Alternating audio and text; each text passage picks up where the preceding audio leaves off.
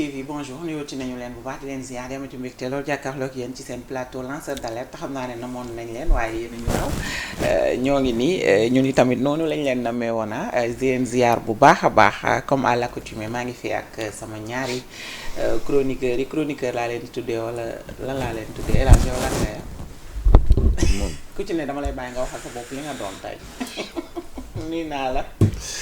maa lay nuyu. noo def mbaa yaa ngi ci jàmm. maa ngi si jàmm alhamdulilah. alhamdulilah lay nuyu di nuyu Paldi di nuyu téléspectateurs yu Sénégal 7. ak ñi nga xam ne ñoo ngi si daal à travers lanceur d'alerte. di am mbégte di ñëwaat fii ñun de taskatu xibaar la ñuy woowee. yow taskatu xibaar lañ lay tuddee. taskatu xibaar la. waxalal sa bopp rek yow. waaw taskatu xibaar lañ de. Paldi dina waxal ko. loolu la ñu titre boobu la ñu état du Sénégal jox. carte bi ñuy jox comme carte professionnelle journaliste lañ ci bind. waaw kon nag yow maa ngi yow ay taskatu kon nag ay taskatu xibaar lañ.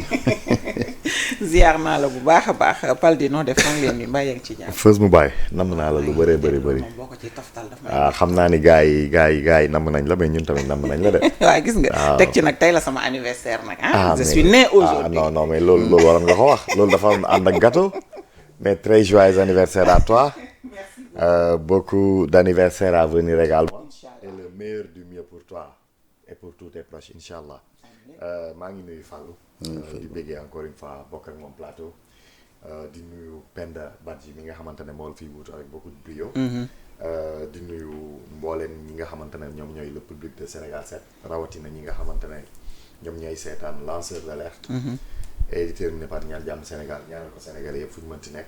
di ñaan yàlla mu dimbali ñu ba toujours et toujours ñu am une meilleure compréhension de notre mission de co-construction. Bon moi je suis Paldi waaw man fa laa yem aucune prétention. non Paldi rek loolu yombul tamit. je suis Paldi et on m'invite pour débriefer l'actualité tout simplement. kon baa ma tuddee la analyste. je n'ai pas de titre particulier. doo jox sa bopp titre docteur. ma gars yi ok docteur analyste politique. non loolu yëpp loolu su ma ko waxee ba noppi mais loolu yëpp du man.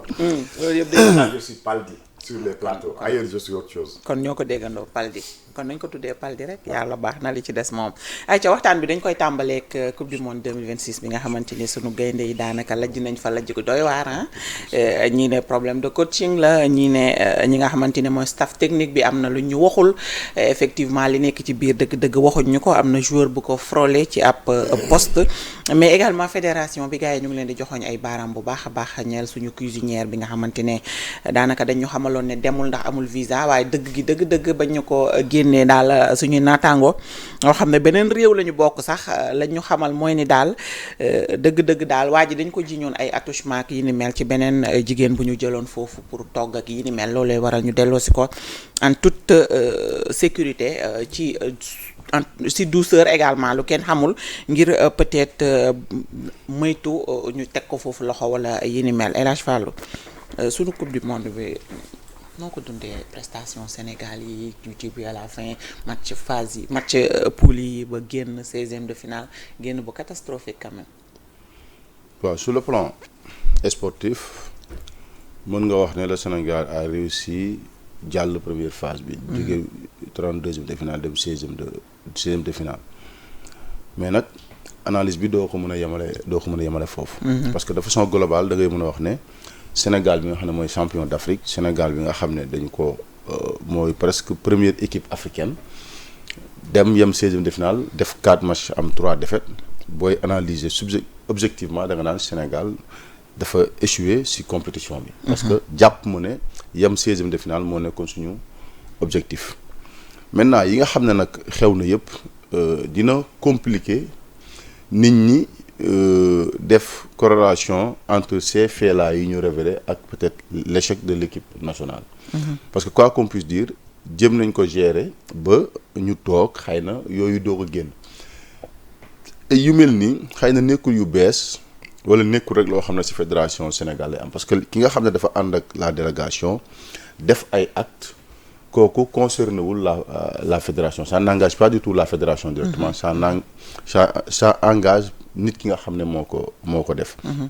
donc ñun bu ñuy mën a wax dañuy wax ci peut-être suñu équipe nationale la ñu gën a mën a wax mooy suñu coach ak suñu équipe c'est vrai que nag mënuñu génne totalement l'environnement de la fédération la fay xew ak résultats yi ñu mën a am parce que bu ñu fàttali ne c'est une délégation du Sénégal composée du staff de la fédération et des joueurs. Donc lépp lu am ci entité bu ne mën na affecter beneen entité bi.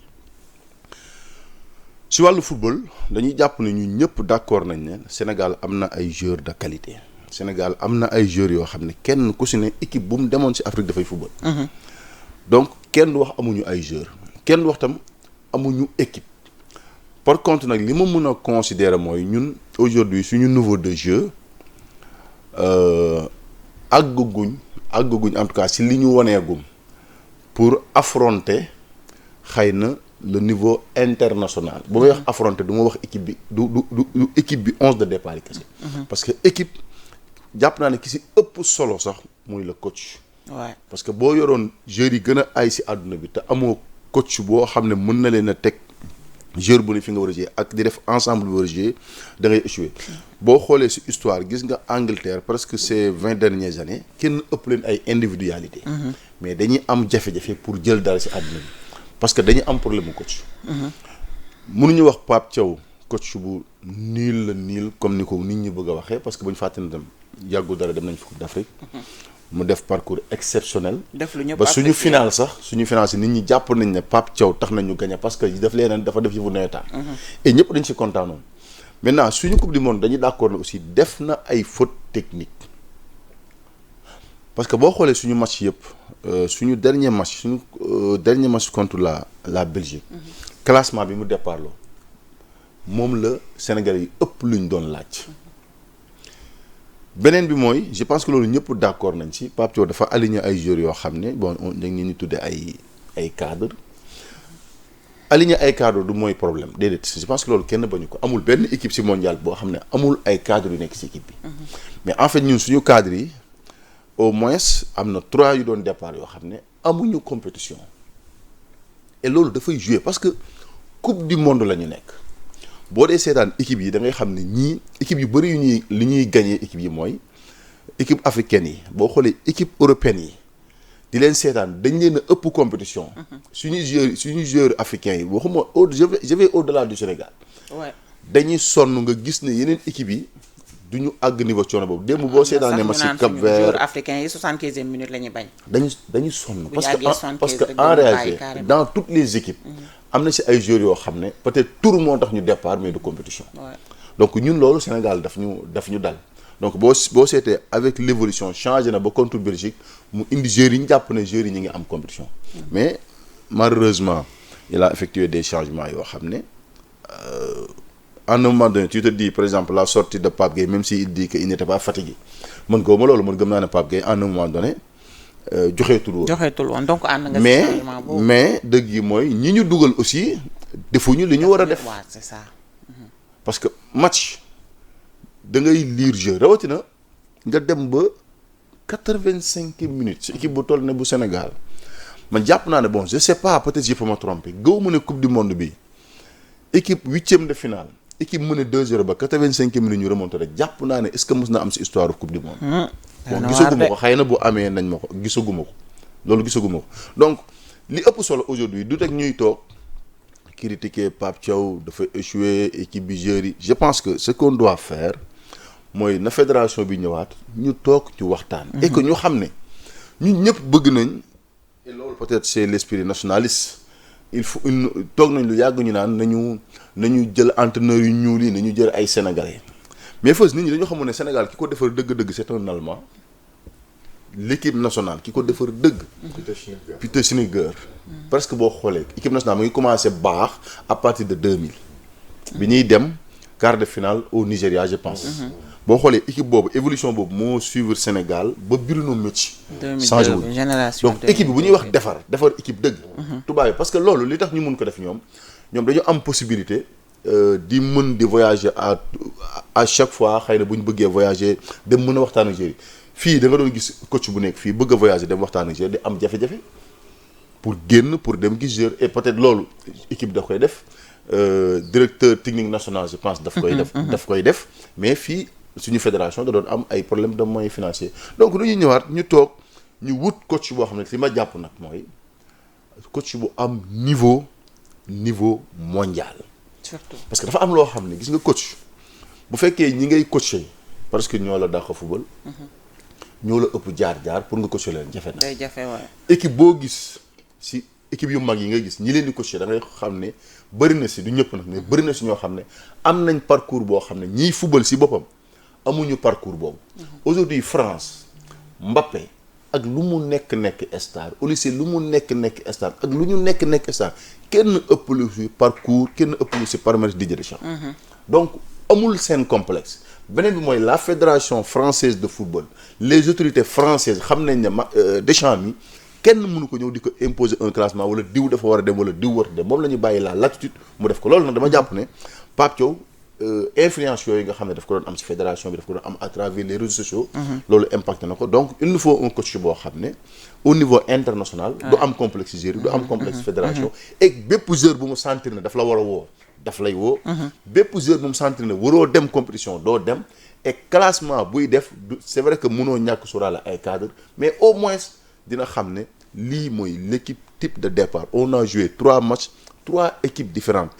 toutes les grandes équipes dans ce mondial là presque ont une 11 de départ boo xam ne mën nga toog fii léegi lim ko peut-être bu kenn blessé wul du football donc ñun Sénégal mënuñu chaque compétition. chaque match chaque équipe. et loolu dafay déstabiliser la structure de l'équipe. et donc yooyu yëpp dañu war a ñëw ñu xool ko ñu waxtaane ko am na ay borom xam-xam yu fi nekk ñu xool comment on peut faire mais nag ñu xam ne football aussi ak yi dafay am la France en 2002. 98 champion du monde tu viens en 2002. premier match gagné par le Sénégal tu n'as gagné aucun match éliminé au premier tour. mais teewul dafa defarwaat c'est la loi du foot également. yooyu tamit donc mën nañu defarwaat.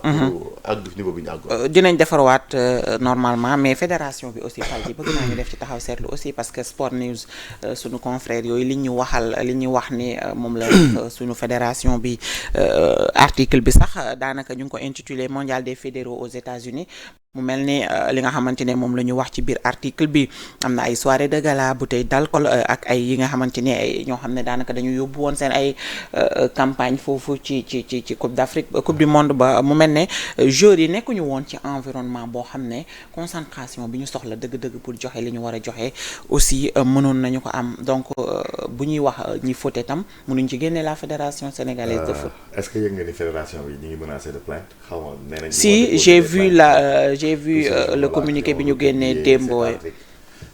mais bon loolu du ñu teree wax. li nga xamante ne moom la ñu war a wax.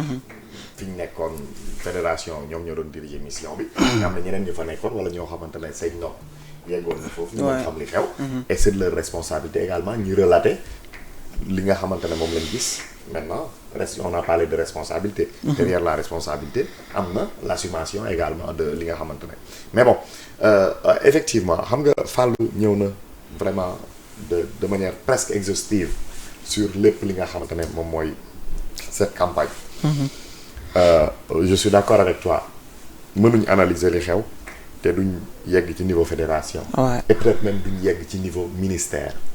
parce que loolu yëpp pour man am na jeexit ci li nga xamante ne moom moo xew. xam nga depuis un certain moment j'allais dire depuis notre équipe nationale a toujours été choyée mais depuis 2000. dañuy gis toujours dañ doon renforcer moyens ak conditions yi nga xamante ne ci lañ doon mettre équipe nationale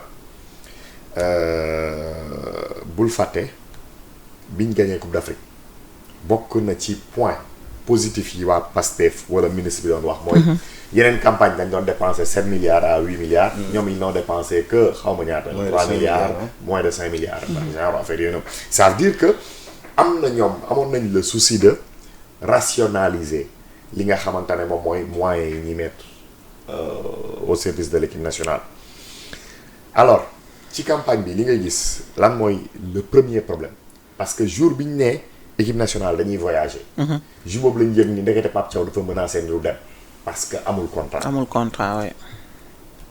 def na Pape Thiaw dañ ko jël phase intérim mu gagné ay match ñu confirmer ko ne ko da ngay dem ba Coupe d'Afrique mu gagné Coupe d'Afrique ñu war ko signer le contrat ñi traîner ba veille mondiale loolu noonu il faut nga xam nag complexité ñun suñu football dans tous les pays du monde fédération yi ñoo koy gérer dañu am délégation de pouvoir de l'État ba pare ñoom ñu am une confédération boo xamante ne FIFA moo koy gérer di leen protéger ba nga xamante ne état mënul jug rek parce que am na lu ko neex wala lu ko naqari mu dal ci kaw fédération seppi kii dugal kii nangam donc dañ leen protéger mais comme ñun suñu football yi amuñ fédération yi amuñ xaalis suñu football du produire de l'argent amuñ xaalis.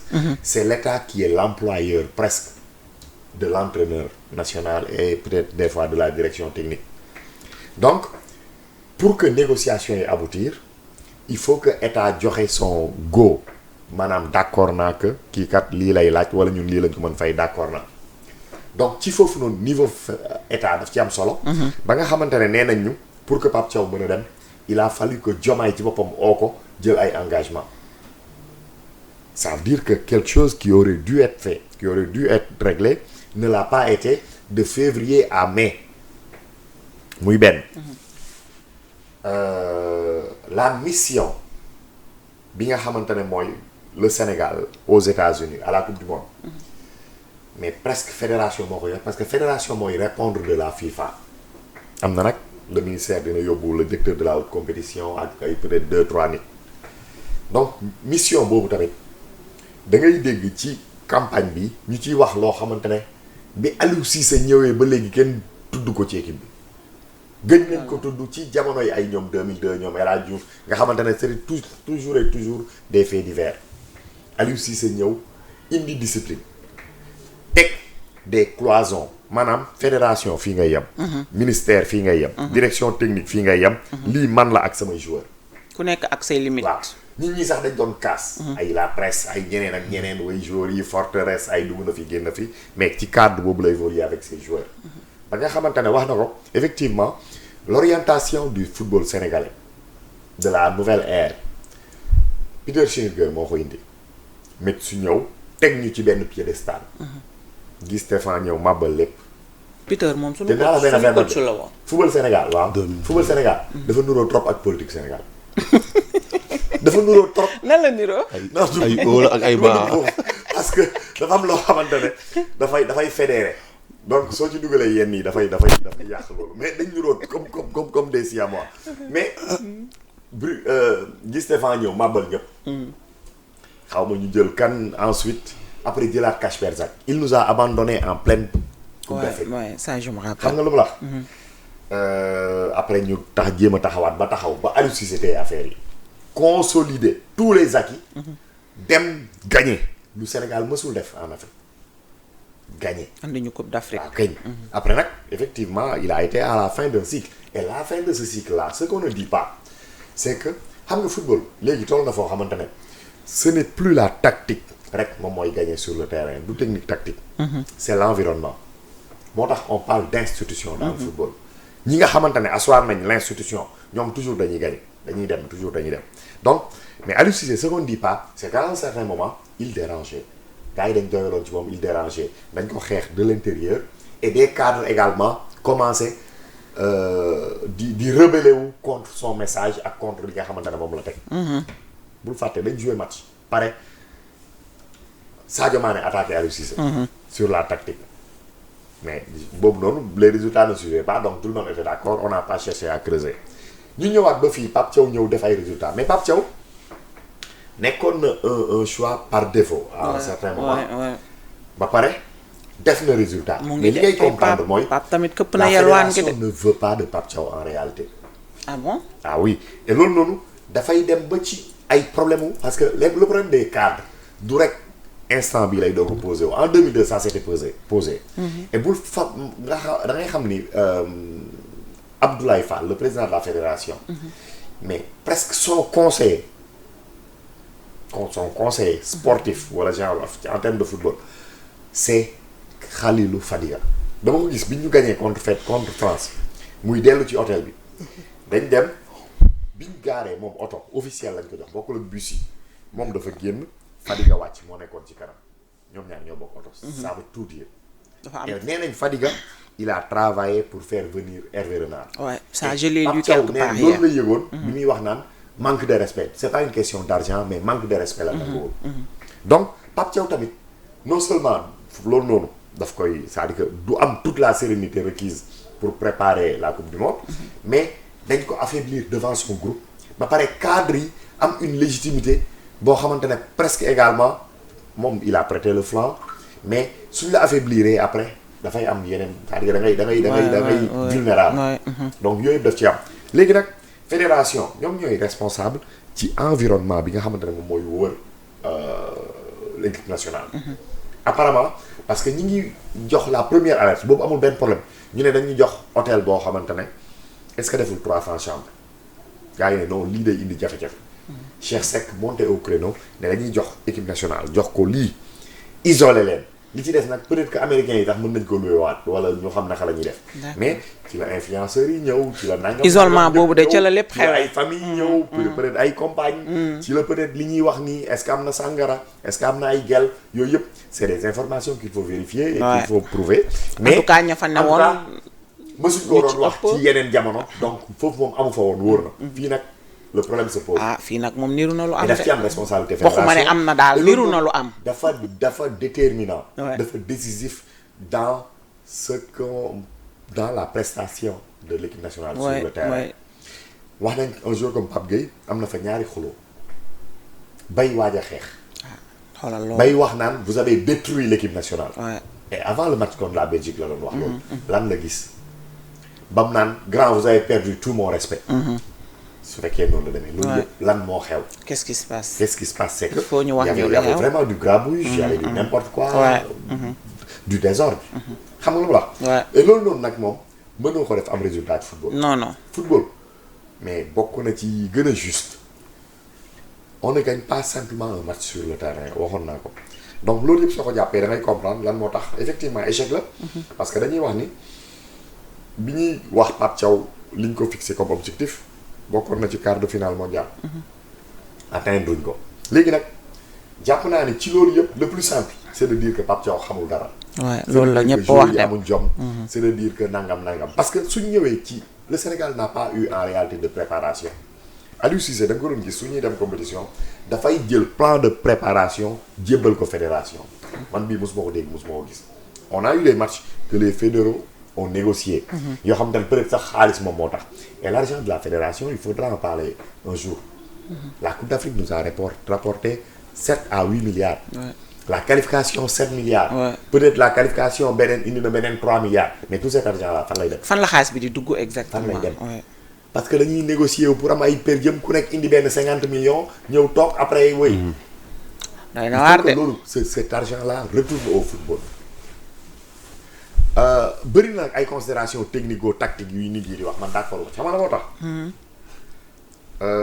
entraîneurs européens yi ñoo gën a éprouvé c'est-à-dire que ñoom dañuy def championnat de haut niveau chaque week-end donc seen ay conviction tactique technique seen management dañ koy éprouver tous les jours mais man dama am équipe boo xamante ne gëj na gagné trop mais mooy sama équipe mooy sama natt mooy Olympique de Marseille yàlla dafa am 3 coachs ci coupe du monde bi yoo xamante ne dañu yor Marseille Didier Deschamps bi ñuy wax dafa yor Marseille moom mujjee gagné ak Marseille gagné championnat gagné 3 coupes de la Ligue mais bi ñu fay jóge environnement bi arrangé tu leen il ne maîtrisait plus son groupe dafa échoué xam nga lu ma wax dama la bëgg wax li environnement di def ci équipe Bielsa c'est l'inspirateur des plus grands coachs su ñuy wax football di wax recherche dans le jeu fi ci Bielsa yegg kenn yeggu ko les plus grands coachs moo leen di inspiré mooy Guardiola mooy ay ñoom Luis Enrique ak ñeneen ak club ak ñëpp lay inspiré Bielsa foog naa dafa toog premier tour Luis Garcia bii Rudy Garcia bii ñu gagné dafa yor Marseille def fa dara et pourtant li jommal nit ñi ay son calepin pour dire que dafa organiser nangam noonu dama samay moom dafay téye day jël note daaw toog jël note nangam loolu wax ni affaire bi du affaire u jinne dafa am environnement et dafa am dynamique match dafa am dynamique donc wax na benn wax boo xamante ne jéem na ko corriger waat mais man bi mu wax je sais pas ces équipes perdent leur structure nangam su fekkee daf ko wax équipe africaine yi c'est peut-être pas vrai hein c'est pas vérifié c'est pas nangam maintenant bi mu jéem a corriger dafa ne moom li mu bëgg a wax mooy équipe su mënee match boo xam te ne dóor wala affaire yooyu noonu dafay am tendance à reculer. et su reculer mooy bàyyee na jeu bi l'adversaire donc adversaire rek moo mën def dara. Ouais. loolu moom bokk na ci li ñu daal et impréparation bi mën nañ ci dugal également li ñuy wax le coup du sort parce que dynamique bi ñu jëlee Coupe d'Afrique bi nga ñëw ce joueur de base cadre ou pas cadre c'est Pape Gueye c'est Sadio Mané des meilleurs joueurs de la Coupe d'Afrique hein. C'est Mendy. Kalidou Koulibaly mën nañ koo def nii. il n'avait pas fait une très bonne Coupe d'Afrique mais c'est notre capitaine. waaw ñoom ñëpp tu les perds et ils viennent à la Coupe du Monde. waaw mën naa daane la parce que man waaye de manière succincte rek mais donc tu les perds ces gens-là soo yegsee ci compétition donc il est évident que mais valeur bi Sénégal amoon dafay chuter. ndeysaan. parce que les produits moom mooy les joueurs. en football. donc ci gàttal loolu la c'est un échec. Ouais. mais c'est un échec dont on peut se relever. et dont on doit se relever. En tout si cas. on sait faire un diagnostic sans complaisance sans bàyyi kenn sans bàyyi lenn et loolu suñ ko defee dañuy ñëwaat plus fort. en tout cas en 2027 Coupe d'Afrique mi ngi ñëwaat donc il faut qu'on se relève. soriwul yàggul. nu on mu a gën encore de la a matière mais il faut au moins ñu def suñu dëpp. jéem a réorganiser Il faut ñu waat def suñu dëpp, fédéraux yi organiser waat jéem mais a. nag man nga baal ma. wax dara Abdoulaye Fall. gëw ma ko. waaw ñi ko gëmul bari nañ nag. non Ablaye gëw ma yow ko c'est pas un bon manager. Ablaye yow moom C'est pas un wax bon dëgg yàlla manager. war ngaa defaraat sa toogaay daal. bëgguma yegg ci ay affaire Ablaye moom ko war a defaraat toogaayam la wax dëgg yàlla parce que ñi koy joxoñ bari na torop hein. Alors on va jóge ci sport bi dem ci peut-être politique bi ak li xew jamono ji ci réew mi El Hadj président de la République annoncé na démb nii wala boog coalition Diomaye président annoncé nañu ne président dafay teg parti présidentiel parti boppam boobaak li boobu ba tey ñu ngi jàppoon ne Bassirou Diomaye Diakhar Faye mu ngi ci biir Pastef loolu la ñëpp jàppoon en tout cas man moom bokk naa ci ñi ko jàppoon parce que gisaguma fu mu démissionné gisaguma fu ñu ko dàqee également mais bu ñu annoncé ne que dafay créer parti boppam dina am tuuti jaxasoo pëccëxoog réeroo sur la scène politique parce que bu leen fàtte ni ñu bari ci réew mi dañu jàpp ne Bassirou Diomaye Diakhar Faye ak Ousmane Sonko combine mi ngi ci biir parce que à voir tout ce qui se passe mais là dafa mel ni moo combine boobu dañ koy gomme ba mu set teg ko fële. waaw xam nga moo combine bi nga mujjee wala baara yëgoo boo xoolee peut-être ki ko génnee mooy Khalifa Sall moo ko njëkk a rendre xëy na public ci un acteur politique bu am doyo waaye ñoom nag ay nitu politique lañ ñu yàgg ci politique lañ bi ñuy xale jaar ci parti socialiste jaar ci état xam lan mooy état xam lan la parti di doxe donc bu ko waxee waxu ko rek de façon anodine nii ne combine la wala dafa ragal combine c'était juste pour attirer l'attention des personnes que def leen nànk diggante Diomaye ak Sonko liy xew mën na nekk combine mais pas pour dire forcément que combine la mais par contre dina attirer attention nit ñi ñuy xool mais je pense que depuis lors li fiy jot di xew mënuma jàpp man ci kuy analyser di saytu ne Sonko ak Diomaye dañuy combine mënuma ko jàpp parce que combine ba mu jural leen lii je pense que intelligence politique sax nanguwu ko effectivement. donc pour ñëwaat maintenant ci sa question de façon globale mooy la création d'un parti politique par le président de Bassirou Diomaye Faye il faut d'abord interroger le contexte bi mu ko defee Ousmane Sonko dafa toog Assemblée nationale bi ñu voté la proposition de loi portant révision de la Constitution ne envoyé na le président de la République texte bi pour promulgation avec ses arguments le texte est adopté et approuvé par les 3/5 même si loolu lépp mën nañ ci débattre mais bon c'est pas l'objectif wax ne envoyé na ko président et loolu dañ ciy dégg itam beneen wax mooy Ousmane Sonko président da nga am tel délai pour promulguer boo promulguer wul man damay promulguer waxu ko mais implicitement da nga ko siy dégg da nga war a promulguer parce que daf ne envoyé na texte ngoon dinaa ko envoyé texte bi ñu xëy suba dégg na le texte a été envoyé au président de la République donc si analyse politique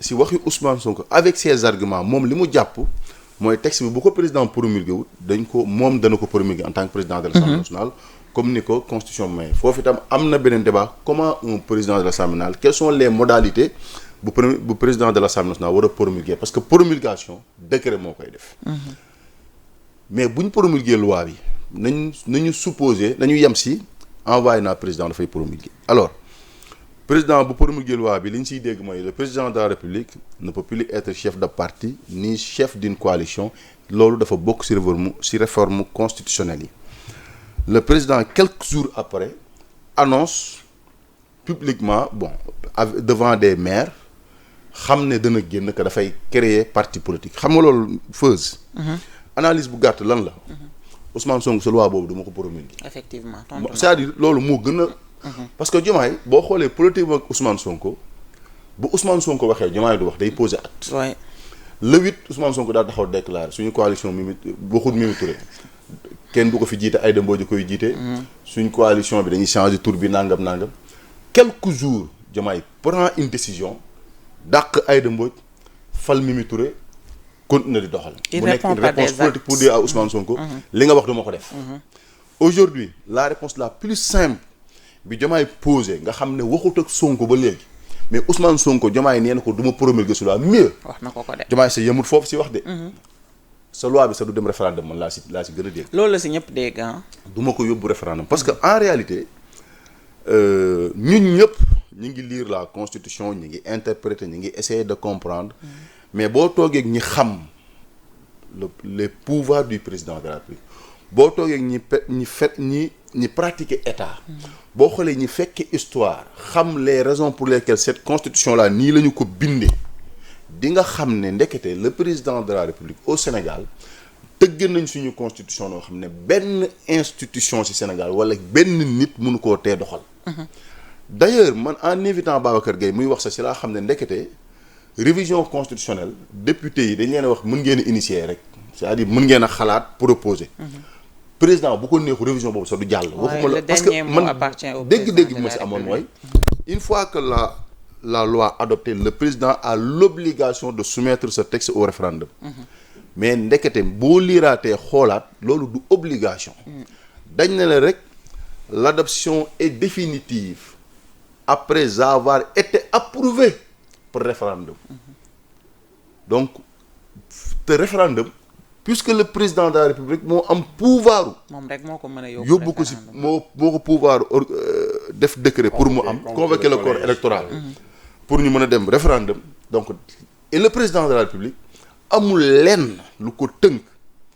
ne ko da ngay convoquer waxuma sax naan ay délai amu ci amul lu ko tënk ne ko cas bii bu amee dans ce pays tu dois obligatoirement convoquer un référendum et aujourd'hui si le président de la République refuse de convoquer un référendum lan lañ ko mënal donc le président en annonçant que dafay créer parti politique jàpp naa man ñaari réponse yooyu mooy Ousmane Sonko promulgué wu ma loi bi nga ma envoyé mieux du ma voter référendum pour cette loi parce que daf ne Mimi Touré moom la sant moo xalaat si ban cadre la ñuy créer parti politique xalaat fii ba créer parti politique mën naa jël 2-3 mois et xëy na décembre mën nañu tas assemblée donc li ma gëm mooy le président de la République est en train de préparer l'élection la future wala les futures échéances électorales élection législative pour man le président de la République est en train de préparer si dynamique boobu la nekk oui élection législative ça se voit nettement il leur envoie même ce message là préparez-vous parce que cette assemblée là gëm naa ne daf koy dissoudre les gens diront que oui ku mel ne man dama jàppoon ne xëy na dina compliqué parce que les moyens financiers mën na jafe si président de la République mais booy xool nii di saytu da ngay gis ne président de la République bu demee bay teg coalition recevoir 300 maires waxtaan ak ñoom ne leen créer leen parti politique non am na le président lu muy waajal te li muy waajal ñaari rek la mën a doon élection législative ak élection locale moo tax bokk naa si ñu gëm ne élection locale ak élection législative peut-être président daf koy couplé peut-être gën naa gëm loolu parce que organiser fi référendum organiser fi peut-être après dissoudre assemblée nationale organiser élection locale les élections territoriales ñetti élections yooyu pour man président dina ko éviter ba au moins ñu am benn élection et mooy couplé législative ak local ak local et donc le président Diomaye Faye Pastef a posé un acte politique lui il pose un acte politique Abbas Fall apparemment hier face à avant-hier Fat Abdou Ndiaye il dit que Diomaye parce que bokkutul Pastef moo war a am courage yu démissionné. mais Diomaye démissionné wul mais actuellement les actes qu'il pose mooy soxlaatuma Pastef. mooy bokkatuma sax Pastef parce que su demee bay laaj ñu organiser ñu créer. parti loolu bu ko annoncé rek mooy man yéena ma boole Pastef man bokkatuma Pastef. donc et je pense aussi peut-être Pastef aussi prendra les mesures pour parce que le président a fait une déclaration damay créer parti politique mooy bokkatuma seen parti et bu boobaa soit moom moo génne boppam de facto wala Pastef def seen ndaje génne ko bu ñu ko génnee woon man je crois que dinañ ko rendre public. non génne gu dama ne soit Diomaye acte bii mu posé dafay auto exclure Pastef. waaw c'est ça man loolu laa gëm ko wala soit Pastef ñoom seen bopp ñu daje. ne Diomaye génn nañ ko si parti Pastef. maintenant nag loolu dafa mel ni ba léegi Pastef loolu gënalu ko parce que bu ñu fàttali ne Ousmane Sonko keroog wax na ne mu ngi yaakaar ba léegi. que Diomaye dellusi sur tout ce qui a fait de son âme politique donc Ousmane Sonko publiquement écarté wul que moom Diomaye ils peuvent se retrouver malgré les divergences. mais cette voie-là empruntée par Diomaye montre clairement que moom nekkul ci disposition dellu ci Pastef nekkul ci disposition waxtaan ak Ousmane Sonko nekkul ci disposition promulguer la loi nekkul ci disposition yóbbu référendum la loi. mi ngi plutôt ci disposition préparer ay échéances électorales yii di ñëw. xaayaan ko dégg séeréer nag alors Paldi est-ce que tamit mënuñu jàpp ne président de la République dafay dem vers l'institutionnalisation du pouvoir présidentiel d'autant plus que xam nañu ne Diomaye bi mu nekkee ci bopp nguur gi ba tey il s'appuyait ci ab coalition de soutien pour peut-être mën a doxal politique bi mu bëgg a doxal dëgg-dëgg mais bi mu annoncé ne dafay création de parti boobu mën na tax peut-être mu am li nga xamante ne mooy benn outil politique boo xam ne dina mën a peut-être dina am capacité organiser ay partisans ba noppi mën a dem ci comme ni ko Fall waxee yenn échéance yi nga xam ne daanaka ñu ngi ciy jëm. waaw xam li ma jaaxal mooy que Diomaye day dem vers une institutionnalisation du pouvoir présidentiel. C'est déjà un pouvoir le pouvoir présidentiel. C'est constitutionnel loolu Diomaye du ci yokk moom mënu ci yokk. wàññi lañ doon xalaat ndax dina ko def. parce que loolu la diggee woon. xam nga ce débat là pour man dama ko tranché. depuis fàlloo ngi fàtte léegi le 8 novembre Ousmane Sonko bi mu waxee. le 10 novembre mooy lundi ci la Diomaye def communiqué dàq Aïda Mbodj ñu ngi doon def plateau ci la wax ni Ousmane Sonko effectivement dafa convoqué une règle de science politique. ne su ñuy def une coalition de partis politiques dañ ko war a def autour du parti majoritaire ma ne Ousmane Sonko il a raison mais dafa am lu mu fàtte. Parce que quand tu fausses la manière dont tu poses les données d'un problème, tu fausses inévitablement le problème. Et lim intégré wul mooy il y a une spécificité sénégalaise qui veut que le président de la République n'est pas le leader politique du parti majoritaire. Loolu da nga koy jël en compte parce que soo nee Abdoulaye Wade bi mu amee dañ defoon coalition autour de Soppi la distinction ne se pose pas parce que Abdoulaye Wade mooy Soppi mooy Abdoulaye Wade. mooy PDS PS mooy Abdoulaye Wade. Macky Sall mooy APR mooy Benno donc foofu problème bi du posé wu mais Diomaye du Pastef c'est Ousmane Sonko. léegi ma ne lii Diomaye war a def te loolu mooy dëgg tamit suñ demee ci science politique. mooy bâtir une coalition autour de lui. Président de la République. Parce qu'en définitive on parle toujours de coalition présidentielle. N'est-ce pas Diomaye ci loolu la nekk. léegi nag ci débat boobu mën nañ ni Diomaye dafa trahir benn engagement bu mu jëloon moom waa Pastef. soit dëgg la Diomaye def na reniement par rapport ak loolu. parce que dañ ne woon loolu sax moo taxoon bi mu ñëwee mu démissionné. alors qu'il n'était même pas président du parti mais secrétaire général pour se mettre au-dessus de la mêlée. mais man dama jàppoon ni Diomaye dafa juum ci loolu. Un président de la République a besoin d'une plateforme forte bu koy accompagner dans l'exercice de son pouvoir d'abord parce que élection mbirum ambition wu benn nit la wala benn structure politique ça n'engage pas tout le monde. Mais la gouvernance de Diomaye engage tous les Sénégalais. Donc Diomaye dafa soxla une plateforme politique forte pour que mu mën a gouverner. su fekkee ci instance de décision yi comme l'Assemblée nationale mu am ñu koy accompagner ci gis-gisam ñu doxal ko. di ko voter ay loi su fekkente ne c'est au niveau territorial mu am maire yoo xamante ne gëm nañ gis-gisam ci décentralisation ñu mën ko approprier wu mën ko doxal. su fekkente ne au niveau exécutif ak beneen niveau ñooñu tamit mu mën fa am ay relais ci niveau force sociale yi également mu mën am ñoo xamante ne mën nañ gis nañ bokk nañ ak moom gis-gis. parce que loolu mooy tax moom un climat apaisé et serein par et pour lequel muy mën di gouverner donc nécessité absolue la léegi nag doit-on confondre Diomaye et lui opposer son engagement d'avant président te ñu jàpp ni baaxul parce que dem Babacar Gaye dafa joxe une image simple mais très très pertinente dafa ne imaginez Abdoulaye Wade numéro 2 Idrissa Seck gis nga fi ñu mujjee ndax jafe-jafe Abdoulaye Wade ne man kat fal ngeen ma président je démissionne de mon parti ma jox ko Idrissa Seck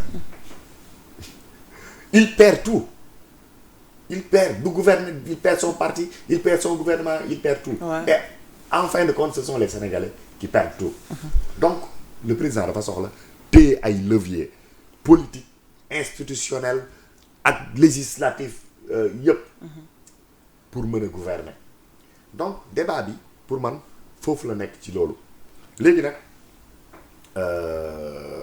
dafa am une phrase également très très importante bu nekk ci communiqué bi nga xamante ne moom lañ def à la suite de la réunion c'est l'une des dernières phrases dañ ne dañuy créer un parti politique boo xamante ne waxuñ fusion mais dafay moom mooy nekk réceptacle organique gu ñi nga xamante ne ñoom ñooy nekk autour de Diomaye pour jàppale ko ci doxal réew mi donc ñoom waxaguñ ni Diomaye day jël sax poste ci parti bi déedéet waxaguñ loolu mën na bañ a nekk mën na jël parti jox ko mën na keneen mën na ko gérer nekk fa militant simple wala genre affaire yooyu noonu mais parce que les mots ont leur sens autour de Diomaye lañ wax autour de Diomaye donc xaw ma ça n'exclut pas que mën na nekk président du parti secrétaire général tout ce qu'il veut non je ne pense pas kon dafay contredire boppam mais de toute façon contredire na boppam ba pare parce que man contredire boobu noonu laay wax ni est-ce que dañu war a ne Diomaye yow kat yaa fa waxoon di li ngay def par force mais loolu baaxul wala boog dañu war a jàpp ni jumoon nga li nga def nii moom lañ d'accord nangam man loolu laa gëm loolu mooy pragmatisme man nekkuma ci loolu mais en termes de parce que fondamentalement après peut-être que foofu sax yegguñ fi parce que là on va vers les réformes mais fondamentalement ce qui oppose Ousmane Sonko ak Diomaye en tout cas parti yi bëgg ko wala boog ñi nekk autour bëgg ko gérer pour man ñaar yëpp reniement la des deux côtés parce que Ousmane Sonko xam nga lan la gëm loolu la ñu mës a wax le pouvoir appartient au peuple la souveraineté appartient au peuple yow defoo révision rek tu changes presque la nature de notre système politique nga ne doo dellu ci askan wi ci ñi représentant askan wi la mais représentant askan wi man démb sama kóolute fii la toll ci yow tey terewul mën na toll fi quelle est la légitimité sur des questions simples mën nga ko doxal parce que maa la wóolu mais sur des orientations stratégiques yu ñu war a changer mais da ngay ñëwaat ci man xam lan laa bëgg wiiri jaari na mi ngi loolu by force alors Paldi wax na lu am solo mais est-ce que tamit parti boobu nga xam ne moom la ñuy waaj a créer su fekkee réussir na captiver lépp loo xam ne peut-être mooy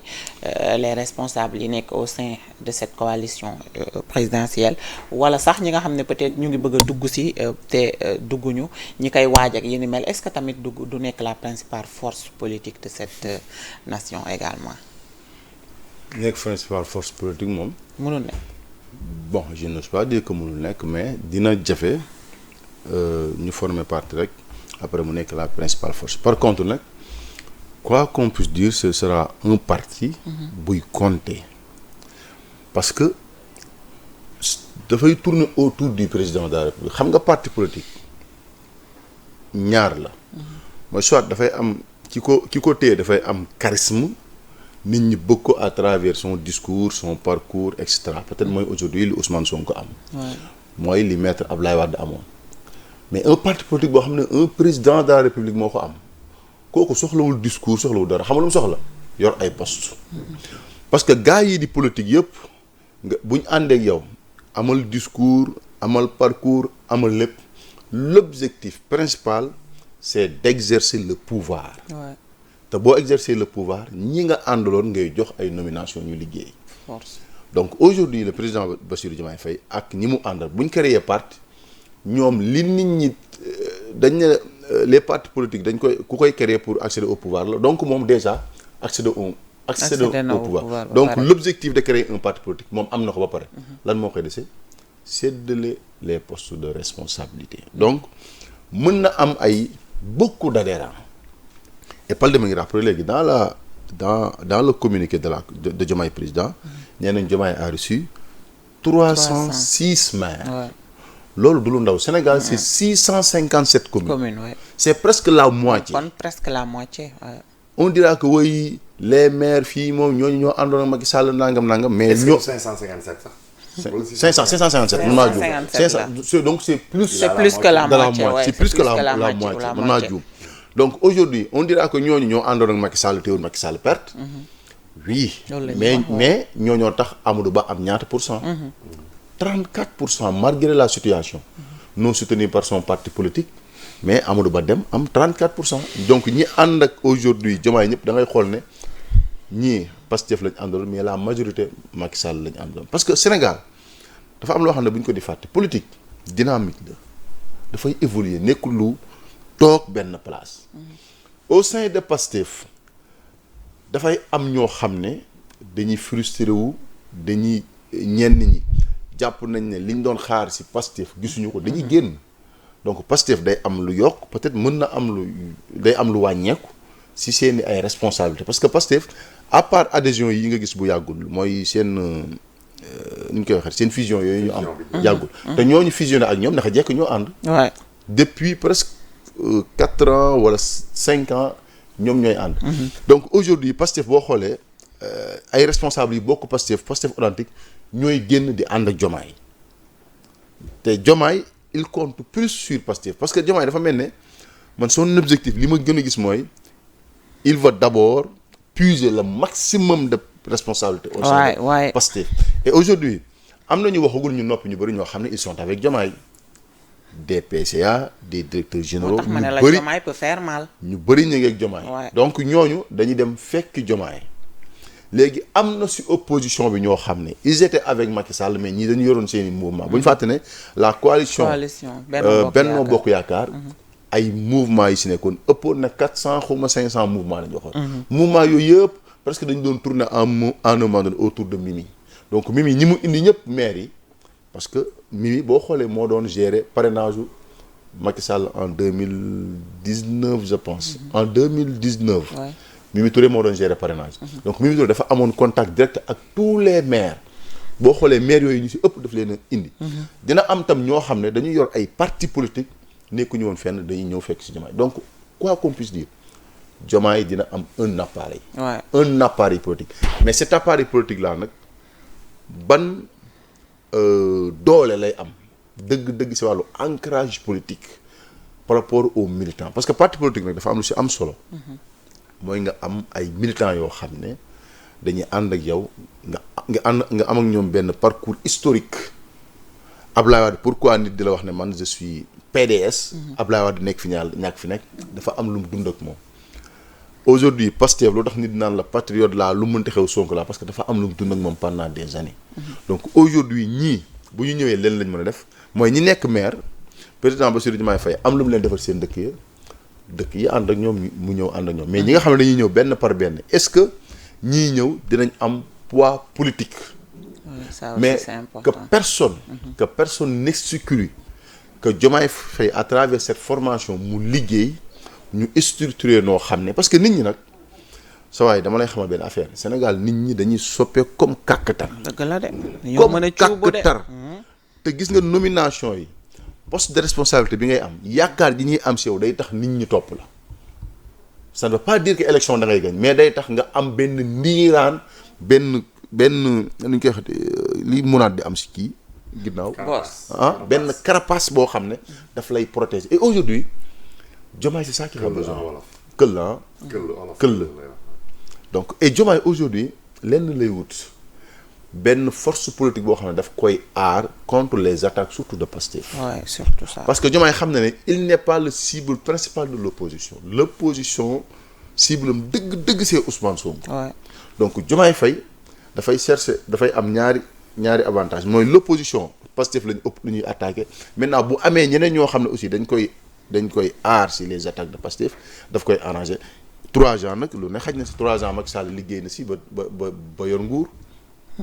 Aujourd'hui Diomaye 3 ans waxuma dana ñëw am li APR amoon mais bu kenn exclure xeeb Diomaye si xeebu mënu fee teg parti politique boo xam ne ëllëg dafay concourir am dara. xeeb ko de def erreur la. Président de la République kenn du ko xeeb. parce que dafa am li parti politique yi di soxla mooy ay moyens mun a joxe ay poste te am na nit ñoo xam ne seeni dëkk xoolal dañ fa am doole par exemple boo jëlee ku mel ne Doura Baldé à Kolda. mais kooku dafa am lu muy représenter Kolda boo jëlee tey gis naa mu jël ku mel ne Alpha Thiam tabu ko Matam mais Alpha Thiam dem na récupérer le maire Bandé Dieye bi nekkoon parti socialiste. moo tax kenn jarul xeeb ànd naa ak moom. aujourd'hui waaye dem na si coalition Diomaye. boo xoolee seen meeting bi ñoom ñaar ñoo ànd. léegi imagine mu def loolu di dem dëkk par dëkk bu mu dëkk jël fa maire jël fa responsabilité et nit ñi Pastef bokk na si leen may doole mooy dynamique bi amoon ñuy xeex ak Macky Sall mën a xeex nit ñi topp leen ci te Sénégal dañu topp ndiiraan te Diomaye aujourd'hui mën na créer loolu maintenant est-ce que nag dina ko permettre bu fekkee dafa bëgg a ramper en 2029 mu jox ko élection loolu leneen la mais l'essentiel ses premiers tests c'est en 2027 élection locale élection législative et loolu Diomaye mën na ko def pour wàññi doolee Pastef.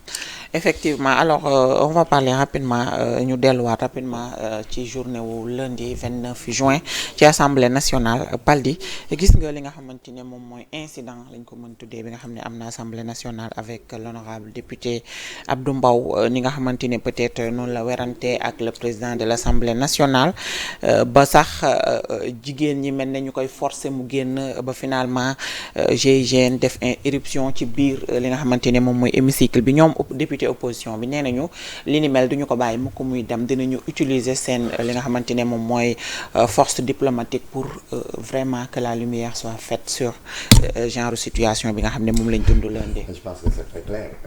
D'abord déplorer quoi hein, parce que c'est voilà des images hideuses qu'on ne veut pas voir dans une démocratie. Ouais. Et ku bëgg Sénégal wala nit loo mënti bëgg rek doo bëgg lu koy gàkkal et lii dafay gàkkal deru sénégalais on dirait pas que ça n'existe pas dans les autres parlements. Des foires d'empoigne il en existe dans tous les parlements du monde mais ñun ci suñu niveau de civilité foog naa ni waroon nañ dépasser lii malheureusement c'est peut-être la deuxième ou la troisième fois. La deuxième fois en tout cas ci ñun li ñu fekkee ñi yegg ci recourir à la gendarmerie pour régler affaire mais li ñu war a wax mooy Ousmane Sonko dafa juum ñaari yoon. waaw. Sur le point du règlement. dafa juum Abdou Mbow avait droit à la parole. dafa juum et que Ousmane Sonko juum ci loolu mais juumul sax ci méconnaissance en réalité du texte xam nga dama koy wax Fallou mën na ma seede Ousmane Sonko chez lui la loi ou le règlement c'est une option. daf koy jël su fekkante ne mën na ko permettre coow du jib du def doole su loi bi nekkul option buy servir moom sa volonté daf koy teg de côté exercer wala mu imposer le rapport de force wala mu exercer son autorité son pouvoir loolu la def Abdou Mbow parce que moom xam na ni lim def du yoon mais xam nga lan la wax daf ko justifier dafa ne mënuñ woy te parole bi di ko jox koo xamante ne da ngay ñëw ñii di waxtaan ci lii tu parles de la lune du soleil xaw ma nangam ça veut dire que moom moo jël sur lui la responsabilité de ne pas donner à Abdou Mbow son droit à la parole. Parce que si côté boobu aussi le règlement intérieur daf ko leeral ba mu leer su fekkee la reprise de cette parole dafay rester ci le vif du sujet d'accord le député a droit à la parole mais su fekkee dafay wax leneen lu bokkul ak sujet bi. là xam nga ki waxagul noo xamee lu muy wax. waaw loolu it am na de. xamagul lu muy wax parce que jox ko parole. le problème que cela pose fondamentalement mooy l'angle d'analyse. man sànq football nga ma laaj. néew ma suñ fédération beeg politique bi dañ ñuroo. waaw mais métaphore dafa am ci wax. métaphore su ma neexoon ma jaar ci politique pour tontu football. waaw mën nga ma laaj ci football ma ainsi de suite. maa ngi nuyu grand Badara Gadiaga. waaw voilà moo tax ma bëgg moo boobu métaphore. dafay wax métaphore ok ah Badara Gadiaga jàmbaar la. donc. loolu mooy li nga xamante ne dafa juum déjà foofu. mais dafa juumaat ci gendarmerie pour mu régler cette situation. nga xamante ne mais même télé bi nii man ak Fallou suñu jàppante woon da ngay wax ñu dugal publicité wala ñu boos. le temps ñu dalaat suñu ardeur naan ndox nga calme après on reprend notre plateau. mais du ma wax tuuti wool ma gendarmerie. mu génnee Balde wala mu génnee Fall. encore que mais ñi nga xamante ne waxuma la dañu am pratique parlementaire dañu am expérience wala expert parlementaire. mais ñi nga xamante ne ñoom ñoo modifier substantiellement. noonu la le règlement intérieur nee nañ amul nenn noo mën a jëlee gendarmerie pour évacuer un député. hémicycle bii gendarmerie amu fa yoon de. xanaa photographe dugg fa ne du génn wala benn ku nekk ci public bi forcé dugg peut-être nga ne gendarmerie. mais amuñ fenn ci règlement un point du règlement buy wax ni mën nañ exclure un député amul ça n'existe pas donc c'est de l'abus d'autorité. la waa ji def Ousmane Sonko. jigéen ñi nag li ñu def xam nga li ci doy waar mooy c'était prémédité. c'est ça oui. à première vue da ngay jàpp ni woy dañ mer affaire u jigéen après jug ne dañuy régler la situation moo soo seetloo Maïmouna Bousso dafa dem fekk ñoom Guy Marius Sagna mais il faut le dégager. xaw ma il faut le faire sortir xaw ma il faut le dégager. il faut le faire sortir. Guy Marius Sagna ne ko non xaw ma lan Amadou Ba mi ngi toogoon ne ko déedéet bu ñu def xaw ma lu ma wax après def nañ noonu après ñoom ñu dem régler affaire bi peut-être que sax c'était pensé à un autre niveau. nangam. et loolu yëpp c'est malheureux parce que lim tere mooy on aurait eu un débat intéressant sur les réformes à venir. Ouais. ñoom ñi nga xamante ne ñoom ñoo ko séq parce que la constitution c'est un patrimoine du peuple. kenn moomu ko président moomu ko conseil constitutionnel moomu ko député yi moomuñ ko peuple moo ko moom. c'est un patrimoine du peuple mais ñun on a besoin d'être éclairé pour xam est-ce que mën nañ bàyyi suñu représentants yi ñu doxal parce que arguments yi ñu joxe doy nañ ñu. auquel cas on aurait fait des économies de quelques milliards par rapport à l'organisation d'un scrutin référendaire. ou alors est-ce que ñii kat li ñuy wax ay waxu caaxaan la ils sont là pour Ousmane Sonko pas pour nous donc nañ ñu delloo mbir mi ñun ku nekk ñu wax li nga ñu ci gëm ak li ñu ci xalaat. ce débat là loolu lii moo tax amul parce que opposition bi dafa boycotté et c'est dommageable yàq na toute la journée mais leneen lu ñu ci mën wax loo xamante ne c'est sur la forme mooy président dafa jox avis Assemblée nationale à travers son président. dans lequel avis il leur notifie que de toute façon loi bi soo leen ko retiré wul même soo leen ko voté dama koy yóbbu référendum xam nga lu ma la mais loolu su ko waxoon jàpp nañ Karim Xurum Xaq jàpp nañ Forum Civil Babacar Ba jàpp nañ xawma kan ak kan. jàpp nañ ñu est-ce bari que suñ ko waxoon nit yi dañ dem manifester ji. déedéet. du ko doon jaar ci gël gu yëpp. affaire bi assemblée adoption xam nga lan la ñam. assemblée initiative ñoo président wala ñoo exécutif ñoo ko bokk. l'initiative l'adoption assemblée moom la am. l'approbation président moo koy décider après mu promulguer. loolu kay su leeree noonu. mais nit ñi duñu génn kenn du xëy fajar bàyyi sa bureau bàyyi sa liggéey dem di taxawal foofu. ñi gazé ka lacrymogène. donc ci wàll boobu yëpp pour man luñ mënoon éviter la.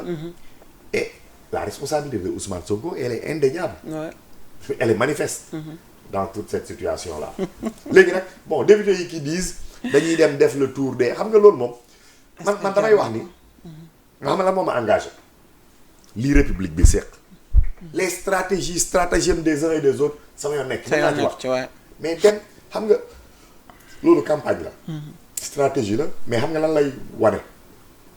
que en l'état actuel des rapports de force opposition bi mënuñ jàmmarloo ak Ousmane Sonko. ñoom xam nañu Ousmane Sonko moo dëpp doole. donc ils font du dilettantisme dans ce qui va venir comme combat entre eux. un combat à trois d'ailleurs mais en attendant ñi ngi fexe rallier la société civile à leur cause moo tax ñu nekkoon ci marche bi ñi ngi fexe tamit peuple bi ñu conscientiser ko ci ñoom li ñuy wax benn mais deuxièmement par les erreurs du pouvoir ñenn ñi ci la ñuy ñëw rallier def combat. Troisièmement l'international c'est très important c'est pas pour rien que Ousmane Sonko dem deful fii interview ak kenn dem France 24 ak RFI donc international am na solo donc soo demee jébaane leen ci et jébaane bi ce ne sera pas seulement pour dire que Ousmane Sonko il est autoritaire c'est un dictateur c'est un fasciste déedéet du loolu Ousmane Sonko war du député lañ koy wax du député dafa dugg ci assemblée par force. mais Paldi merci hélas Paldi fi mu jeexale Ousmane Sonko du député lan moo tax ñoom opposition bi ils prennent la peine dem à l'Assemblée nationale di nangu koo xam ne ñoom jàpp nañu ne illégalement la ñu ko dugalee assemblée muy présider ba un genre incident yi di ci am est-ce que tam loolu waru woon nekk seen premier combat. ñun si l'opposition. bien sûr comme nee nañu kii du député ñoom nanguwuñu ko dafa violer les textes pour accéder fi nga xamante ne fa la nekk actuellement ci territoire bi est-ce que ñoom waruñu woon tàmbali boycott bi woon la communauté nationale et internationale que ni effectivement kii ñu dugal biir assemblée ba mu ñuy jiite moom du député. bon jàpp ma ne les députés de l'opposition mën nañu def lu ëpp li ñu def par rapport ak Ousmane Sonko parce que nag nous sommes dans un état de droit. Dans un état de droit boo nee lii jaaru yoon li nga mun mooy dem kalaam ko fa mbaxane doone benn. ñu àtt leen. malheureusement dem nañ ci conseil constitutionnel ne du ma dugg ci seen xeex du ma dugg ci wax ji ndax awma compétence. donc amuñu ku leen àtte.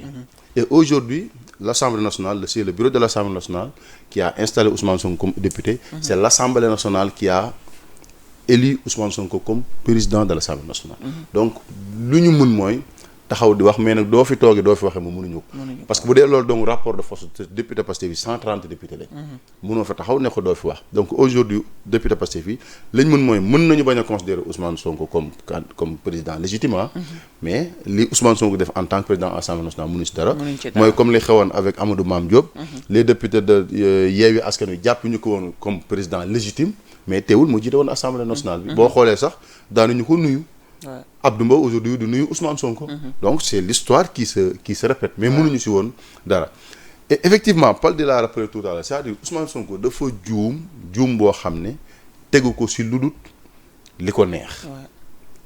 parce que Ousmane Sonko en réalité boo koy xool nit la boo xam ne depuis mu accéder au pouvoir Ousmane Sonko opposant Ousmane Sonko député c'est quelqu'un qui aimait beaucoup le débat contradictoire. Assemblée Doudou Wade daf koy rappeler ñëw na di wax ba député Yewwi Askan Wi yëpp génn bàyyi ko salle bi.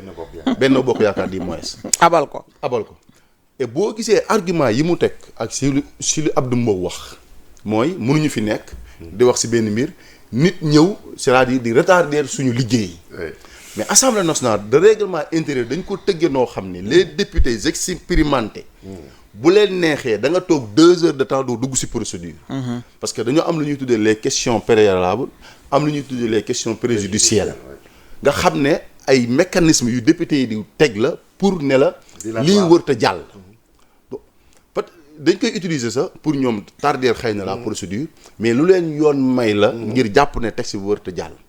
article 83 moo may Abdou Mbow daf ne bu ñu liiree le rapport de la commission. muy membre gouvernement bi un député non inscrit un député d'un groupe parlementaire mën na jug demander la parole daat ne bu fekkee ñooñu dañoo wax ba pare député bi poser la question préalable kooku rek moo mën a jug invoquer l'article 79 article 79 mooy wax ne député bi saa yu laajee parole dañ ko war a jox sous réserve des articles 77 article 77 mooy wax ne amut nag sur benn même question ñu jox ko ñetti yoon. am na benn yoon la ko laaj. am na sañ-sañu ba ministre bi waxee ne au moins observation le rapporteur ñëw wax le président de la commission ñëw wax Abdou Mbow am na sañ-sañu ñëwaat waxaat et loolu mooy expliquer lan moo tax d'accord si li ministre bi wax li rapporteur bi wax wala le président de la commission wala ki nga xam ne moo nekk l'initiateur de la proposition donc kuy wax dëgg di lire règlement intérieur di ko xam da ngay xam ne Ousmane Sonko moo tooñ Abdou Mbow yemul foofu Assemblée nationale dafa am nañu ko tëggee gis nga dans le règlement intérieur foo gis ñu ne assemblée jàppal nañ on parle des 165 députés. foo gis ñu ne député benn député la ñuy waxal. foo gis ñu ne les personnes étrangères la ñuy waxal mooy ñi ñëw di seetaan si mooy c'est-à-dire les ministres wax bureau mu concerné wu la plénière. concerné wu la plénière noonu lañ tëggee règlement intérieur boo xoolee sax dañ lay wax ne benn personne étrangère amul sañ-sañu dugg fi enceinte bi député yi di nekk. fii député yi nekk loolu la ñuy wax dans l'enceinte de l'Assemblée mooy l'hémicycle fi ñuy defee débat bi. dañuy wax ne benn personne étrangère amul droit dugg fa sans autorisation. et autorisation c'est l'Assemblée nationale moo koy joxe. moo koy joxe effectivement. même temps gis nga voilà parce que Ousmane Sonko invoqué na plusieurs fois invoqué na la. non Ousmane Sonko dafa neex nee na ministre bi suy dem daf ko war a demander la permission quoi buy génn. loolu la gis ma ko si règlement intérieur bi xëy na peut-être loolu ay règles de préséance. mais moom c'est pas la première fois muy nekk président de l'Assemblée nationale ak le président de séance. waaw dafa am ay sew-sew yoo xamante ne voilà c'est ça. parce que en fait gis nga bu ñuy wax police de l'Assemblée joxuñu ko président de l'Assemblée nationale. dafa am lu ñuy tuddee police de l'Assemblée. parce que Ousmane Sonko mu ngi naan man maay président de l'Assemblée nationale déedéet. moom daa foog ni daal moom kii présider. dafa jum yu c'est-à-dire bëri Ismaïla Diallo. bu fekkoon ni mooy présider séance bi wala El Malick Ndiaye wala 8e vice-président. police de l'Assemblée kooku moo koy yor. du Ousmane Sonko képp kuy présider une séance bu fekkoon ne député de l'opposition la am na un député de l'opposition qui est vice-président je pense. kenn kooku bu doon présider séance bi kooku mooy yor ce qu'on appelle la police de l'Assemblée nationale. député yi dafa am ay sanctions yu ñu teg ne bu ñu ko defee mën nañ lañ ko def c'est l'article 66. du règlement intérieur. waaw dañu wax ne député boo xam ne da ngay troubler wala ngay def ay yëf mën nañ la rappeler à l'ordre léegi daal di wax ne mën nañ la def beneen rappel à l'ordre boo xam ne. genre avertissement. mën nañ la expulser. mën nañ la doo wax d'abord. waaw loolu mooy njëkk c'est-à-dire rappel à l'ordre. tere la wax quoi. après ñu ne la yow dootoo wax. xaaral ma lire leen ko ngeen dégg ñetti sanctions yi ñetti sanctions yi. bi njëkk. bañ ne la rappel à l'ordre. mooy fàttali la. fàttali la. waaw na la lii ngay def jaarul la. beneen bi ñu ne la le rappel à l'ordre avec inscription au procès verbal. mooy li ñu lay def ñu def ko ci procès verbal yi xam nga Assemblée nationale chaque séance plénière lépp lu ñuy def dañ koy def sur procès verbal. donc ñu ne la rappel à l'ordre boobu mën naa àgg ci ñu def ko ci procès verbal Assemblée nationale. ñu ne aussi la censure. mooy li ngay wax ñu bañ koo bind ci procès verbal bi. ñu bañ koo tenir en compte. beneen mooy ñu ne l'expulsion temporelle. dont la durée ne peut excéder 24 heures mooy mën nañ laa génne salle bi waaye du ëpp 24 heures waaye lu yemul foofu ñu bëri article bi foofu la ñu nañ dem ci article 68 daf ne les 3 dernières sanctions prévues à l'article 66 mooy ñett yi ba mu jénni mooy ñu ba li ngay wax ñu censuré ko wala ñu génn la wala ñu bind la ci procès verbal bi ne yaa ngi déconné ci assemblée bi déglu li ñu wax de nee na ñetti sanctions yooyu du présent réglementaire ne peuvent sur la proposition du président être prononcé que par l'Assemblée à la majorité des membres du présent et au scrutin secret. loolu ñu sax bawul ci xel. par scrutin secret. génne député. kenn du xam kan moo vote. censurer député. bañ koo bind ci procès verbal Ousmane Sonko dafa waroon a demander Assemblée nationale lii laa bëgg. Assemblée voté ko. par scrutin secret. à la majorité génne député. génne député xam nga sax député bu ñu ko génnal mu bañ. xëy na député moroomu député waru ko mën a génne. xel nangu na. gendarmerie ba fa nekk ñëw génne ko xam nga xel nangu na ko. waaye règlement bi def ne. assemblée nationale mooy voté pour loolu am. Ousmane Sonko donc moo tax député parce que ba député opposition bi ne danañ saisir le ministère des forces armées si ban ordre. ak ban réquisitoire lañ jot. pour war a mën a dugg ci enceinte bi parce que ñoom seen dugg ci enceinte assemblée nationale daf koy voté. amoon na fi jamonoy Macky Sall. c'était pas légal. ñu xeex ko. am na fi ci jamonoy Sonko légalut dañ ko war a dénoncer. parce que gis nga lii abus de pouvoir lii. kese. président assemblée nationale bu mu jox boppam pouvoir yu amul gis nga président assemblée nationale xam nga pouvoir am lan la. amul sax pouvoir président assemblée nationale ma wax ko fii mu leer amul pouvoir xam nga lu mu am. jokkalante entre président de la République ak institution bi mooy l'interlocuteur. dafay ordonner le débat rek. non du ordonner le débat du sax nit ñi ba léegi dañuy jaawale feuse. non moi je parle quand bu ñu nekkee ci biir émission bi. mais nit ñi en fait nit ñi dañoo war a xam. dirige une institution rôle administratif la. président de l'Assemblée nationale. amul ay pouvoir. pour mu clair. boo duggee ci règlement intérieur xam nga la ngay gis. les pouvoirs du bureau. président assemblée nationale na ma kenn woon ci règlement intérieur benn pouvoir bii la am xam nga lu mu mën. lu mu mën. diggante jokkalante président de la république. ak assemblée nationale mooy l'interlocuteur. dans ci affaire cérémonie. ak il représente l'assemblée nationale. donc yooyu moo koy def mais bu dee doxalinu biir assemblée nationale bi dañoo jox assemblée nationale pouvoiru le bureau te le bureau dafa am fa pouvoir am yëpp. mais pouvoir yi ëpp ci assemblée nationale xam nga ñan moo ko am. on parle de l'assemblée les 165 députés ñooy décider amul benn pouvoir bu président assemblée nationale mën a décider jëmale ko sur un député te assemblée nationale voté wu ko. d'accord merci beaucoup ça c'est clair. donc assemblée nationale. leer na bu ñu jël président bi. di ko jox pouvoir yu mu amul. bu ko jox ay super président. bu ñu ko jox pouvoir bu mu amul loolu am na solo. du xeeb bu ko jox ay super président yooyu. du xeeb président assemblée nationale. mais réew ci ay texte lay dox. waaw c'est ay clair texte. Aïcha merci beaucoup à vous. tuuti mu ngi may wax ne waxtu wi daanaka dab nañu waaw. waxtu wi daanaka dab nañu jërëjëf tëj may leen ngeen. waaw jërëjëf ñu ñaan yàlla ñu dajewaat fi rek. incha allah amiin waaw léegi wut leen bis nag. waaw samedi bi de moom. yéen ñaan ñi wut leen bés. te ngeen déggoo ci nag samedi bi moom xam naa ne danañ ko xoolaat. ah waaw man je n'ai qu'une seule contrainte. mooy xadaratul jumaa. ajjuma bi. waaw mais après loolu waxtaanu biir. mais loolu waxtaanu biir nekk la nañ ko waxtaanee man soo ma ñëw soo ma woowee fajar ma ñëw soo ma woowee loolu am problème. waaw loolu dinañ ko waxtaanee incha allah en profondeur ah dinañ ko waxtaanee en profondeur. maa ngi leen di jaajëfal bu baax a baax. c'est toujours un plaisir. voilà c'est toujours un plaisir ah feggoo ak yéen ci plateau lanceur d'alerte merci également à la grande réalisatrice Touti ah merci beaucoup à toi également merci à tous ceux qui nous ont suivis également tout au long de cette émission jaajëfalate nañu leen bu baax a baax rendez-vous incha allah très prochainement rek ñu dellu si waat incha allah ci lanceur d'alerte comme ni ñu koy defee saa su nekk joyeux anniversaire à moi encore une fois ah acca fekkee ay at yu bëree bëri ay 4 juillet yu bëree bëri waaw tey mooy 4 ayca merci beaucoup jaay gaa ngeen jëf ñu yendoog jàmm. waxoo ñu fan la anniversaire.